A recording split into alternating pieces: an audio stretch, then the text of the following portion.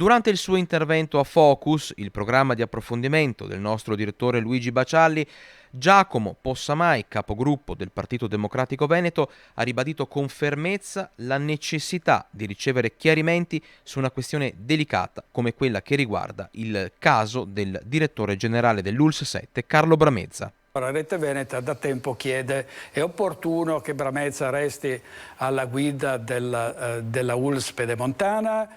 Giro la domanda a Giacomo Possamai, che è capogruppo del Partito Democratico in Consiglio regionale. Il punto è semplice: noi abbiamo presentato un mese fa una interrogazione, ormai in realtà oltre un mese fa, su questo punto, in cui di fatto chiedevamo in Consiglio regionale una risposta alla Giunta su che cosa intendesse fare alla luce di questa vicenda, perché in Consiglio non se n'è mai discusso. Dunque anche le domande del Partito Democratico non hanno ancora trovato risposta da parte del Consiglio regionale. Per noi la questione è però oggi, dal punto di vista della Giunta, all'atto della nomina e quindi quando c'è la dichiarazione dello stato patrimoniale, delle attività compiute, quanta consapevolezza ci fosse, e su questo abbiamo chiesto una risposta che ad oggi in Consiglio regionale non c'è stata. E i cittadini si augurano che il tempo delle risposte arrivi quanto prima.